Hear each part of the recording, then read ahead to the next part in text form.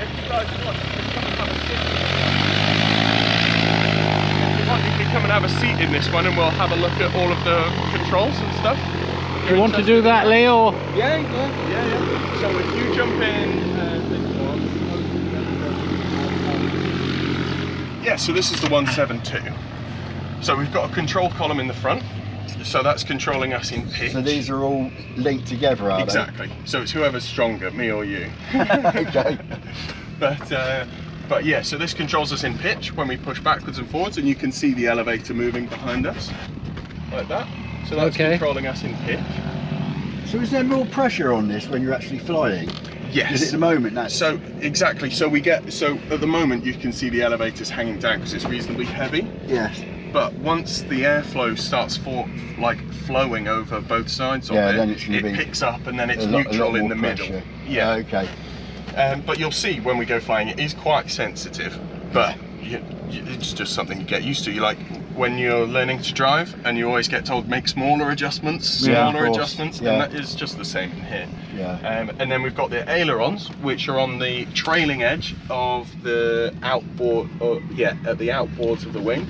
Okay. Yeah. And then one thing that a lot of students get wrong is when we go to make a turn, what we'll do is we'll turn the control or twist the control column to the left if we're making a left-hand turn. Yeah. And then we'll start to roll. Okay. Yeah. And then if we left the controls like this, we would just roll all the way round. So we've got to stop that roll by centralizing the controls again.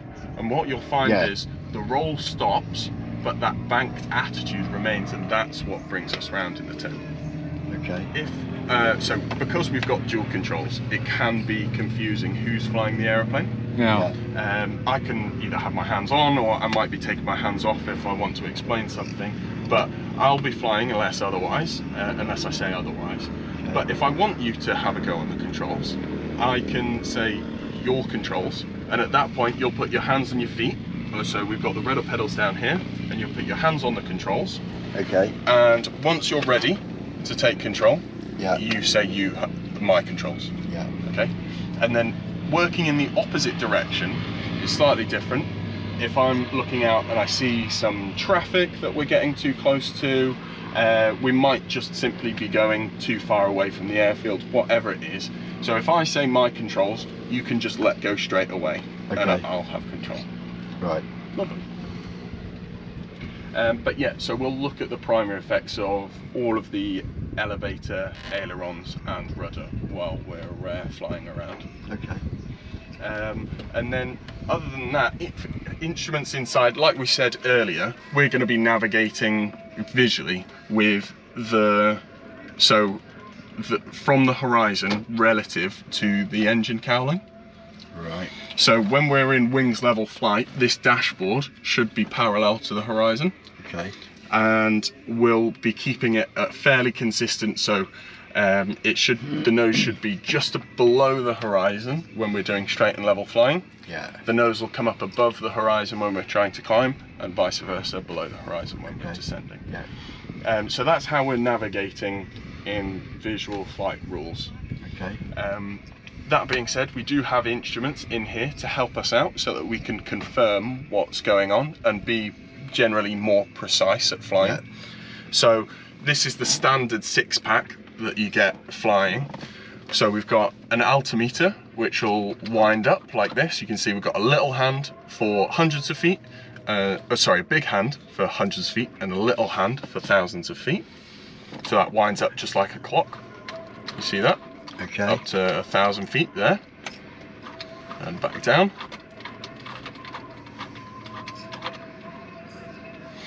We've got a vertical speed indicator, so that's telling us how quickly we're either climbing or descending. So you see it's at 0 feet at the moment. Okay, yeah. And then as we start to climb, that'll pick up and up and up, and as we start to descend, it'll go down and down and down. Okay. So we'll use these two to confirm that we are in level flight. We're not climbing or descending, because this one should be stationary and this one should be at 0. Okay. Okay. This is just a standard compass, like you use just navigating in the Cub Scouts. Yeah. Pretty normal. This one is a Artificial horizon. So if we were to enter a cloud and we couldn't then see the horizon, we can then start navigating using this artificial horizon. Right. So this will roll with us and it'll climb and descend with us as well. Okay. But you want blue on the top and brown on the bottom. If you're doing, if that's not the case, you're doing you something got a problem. wrong. Yeah. Yep.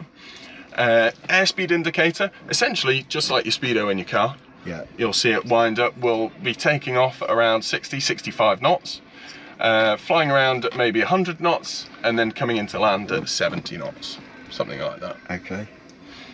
And then you were asking about the rudder earlier. So you see this little ball in what looks like a spirit level tube? Yeah. Okay. So you want that ball to be in the middle of those two lines always. Ah. So that is telling you your balance. So when we start a left-hand turn, that ball will slip slightly down to the left. Okay? Right. And then to compensate for that, to make it go back into the middle and therefore have balanced flight, we'll be compensating with a little bit of left rudder. So you want to, we say step on the ball. So if it's out to the left, you use your left rudder and that brings it back into the middle. Okay. And we brief our students on how all of these instruments work, but there's also a side to flying which is incredibly intuitive, and you feel how the airplane's moving. Yeah. And like I say, we've got these instruments, but we're predominantly navigating by looking outside, and that's what we really want to get, the point that we want to get Right, across to our okay, students, okay. is that we're 80% outside and then maybe 20% inside, just to confirm what we're seeing. Yes. And making sure that it's correct. Oh, very good, Jacob. Thank you very much. You're very welcome. Very interesting. Yeah, well, What Audi have you got? I've got an A3. Have you? Yeah. I've had 8 brand new Audis, one after the other. Every 2 years I've changed them. I'm unfortunate in the fact that our family have got a philosophy.